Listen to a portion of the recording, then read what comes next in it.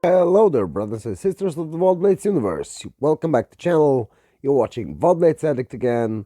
And today we're going to talk about the Tier 9 tank destroyer, French tank destroyer, which is the Foch. And this tank is a masterpiece. It has speed, it has mobility, it has nice frontal armor, nice gun. It has many things that comes in his favor. Well, it's also one of my most favorite tanks, my most favorite Tier 9 TDs. This line isn't really great to grind, but from Tier 8 it becomes quite nice with the MX AC48. Then you have Foch, and then you have Foch 155 with its autoloader, which is OP as all hell in today's meta. But let's talk about Tier 9 now, and then we're gonna proceed to the Foch 155 one day, hopefully. Okay, so quick view on consumables and equipment. As you can see, I'm using my standard consumables, multi-purpose restoration pack, repair kit, and adrenaline. As comes for provisions, I'm using hot coffee, canned pate, and improved fuel. Ammunition is mostly AP, 39 rounds of AP, 10 rounds of APCR, and 15 rounds of HE. Equipment, gun rammer, because the gun is fast firing and pan is okay, so I don't really need to use the calibrated shells. But if you want to shoot more HE or APCR, you should probably use the calibrated shells. I'm using gun rammer, so it's your choice.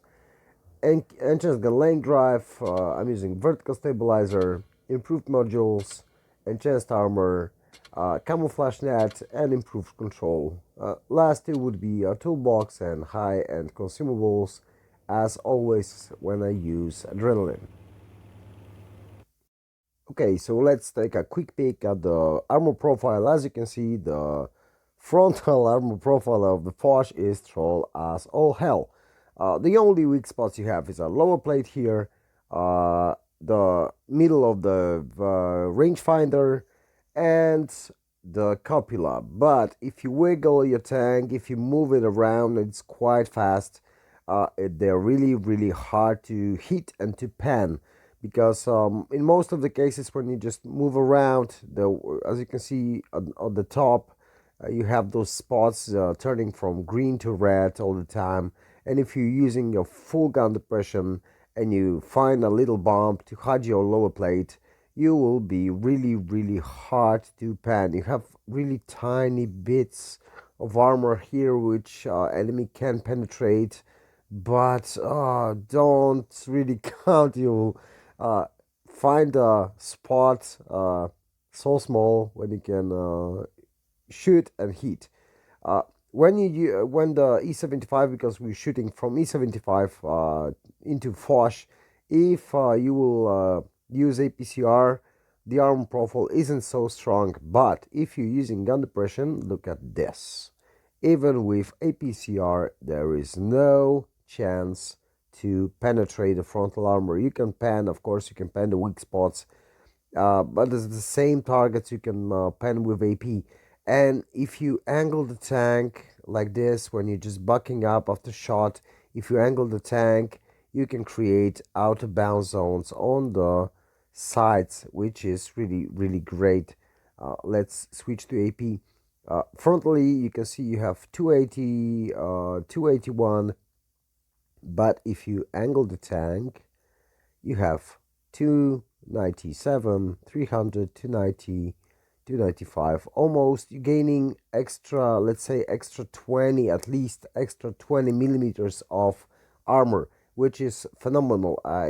You will see in the battles. I will show you how effective really is this armor. And if you, the back and the sides, they're not like 75, 76, and the back is paper 53, 63, 50. So not really much of a problem. But frontally, this tank is a beast, so you can be more aggressive in it, and you will see in the battles. In some cases, I was sniping at the beginning because it's typical, and then I was aggressive. Let's go and check the medals. Okay, so there are three battles I want to show you. First is on False Creek, and you will see here most effective positions for this tank, and you will also see how troll this armor can be and how can it stand against tier 10, because we are bottom tier in this game, and you will see some nice shots. While we're waiting for the action to begin, I will ask you, as always, to subscribe to my channel, to comment on my videos, to like them or dislike them. It depends if you like the video or not. But let's go back to the game. As you can see, we can shoot the Yagaru with APCR, because AP isn't enough, but it's even for tier 10s. Well, in most cases, the AP isn't enough, excluding BL10, because BL10 is a BL10. Yeah, the Russian bias all the way. Oh, and here's a shot from the Death Star. We bounced the Death Star. Yeah, isn't that cute? Yes, it is. Yeah, extremely nice. You can see this in this position. We can angle our tank to use full gun depression. As I told you, this creates, like, in some cases 350 millimeters of effective armor, which gives you great, like a steel wall. If Death Star can't pen it, you can just imagine how effective it is. You can only shoot HE to do some, at least some damage. But as you can see, the enemies are moving around. We have nothing to shoot, so I decided to push on, because there's no need to just sit at the back and do nothing, because this will make you lose your battles.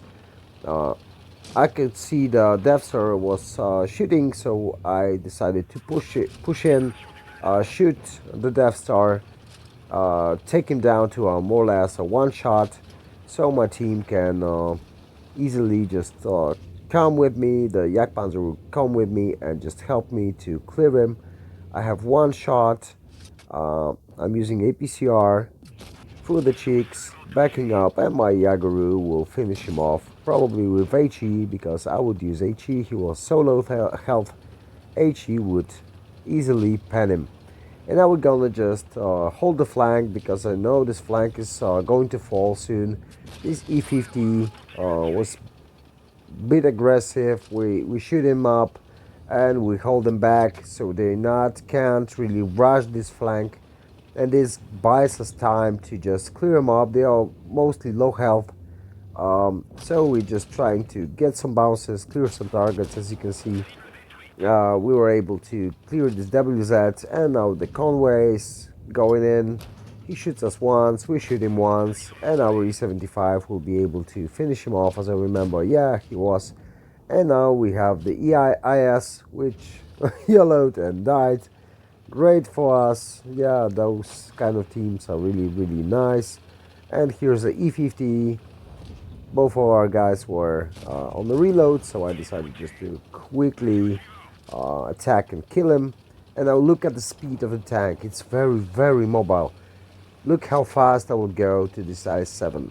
I'm in the middle of a map right now, and there's a Progetto against I-7, and look how fast I'm going, over 50 kilometers per hour. So for a tank destroyer with such an incredible armor profile, it's really great. And if you proceed to tier 10, where you have the auto loader, this tank is totally OP. I really love it. So as you can see, 2,476 damage, 3 kills, second class, all nice. 1044 base XP.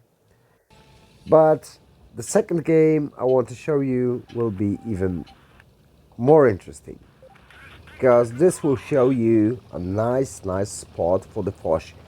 On this map, in most cases, all the teams go C, and just simply it's do or die on this cap. And sometimes I flank around, but I need to use a mobile tank, not a tank destroyer, to go and flank on A and B, and just cap to get some extra points, cap points. But this position is effective. Why is it effective? Because you're close to the borderline, so there's not much chance you will get flanked by the bats. And in this game, you will see how mobile this tank is, how effective it can be against mediums and light tanks. You will think, yeah, it's a TD with no turret and blind shot, and this went in. Yeah, great. So you can be easily flanked. No, you won't. This tank, you will see how mobile this tank is, how much traverse speed it has. So you can see there's M103 pushing in and try to get one shot in. I wasn't able to, but there's an AMX YOLOing in because it's a light tank. Yeah, I can do this. I can easily just kill this Foch because it's TD. No, you can't.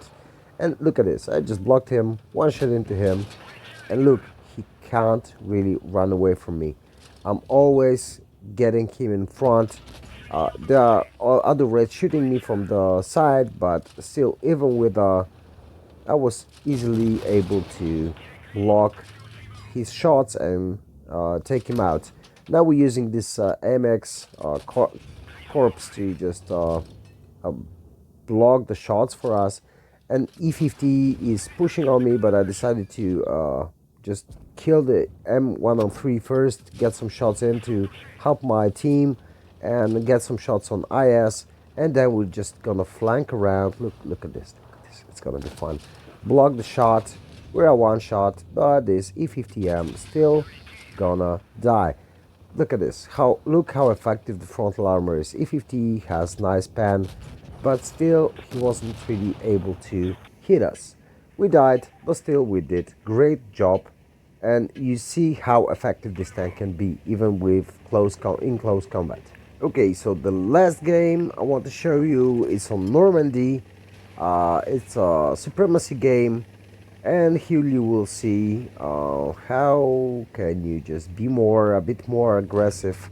If the last game wasn't enough aggressive, yeah, this will be.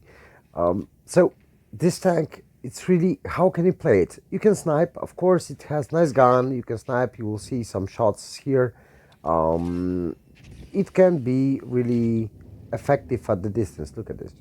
Oh, the penetration is great.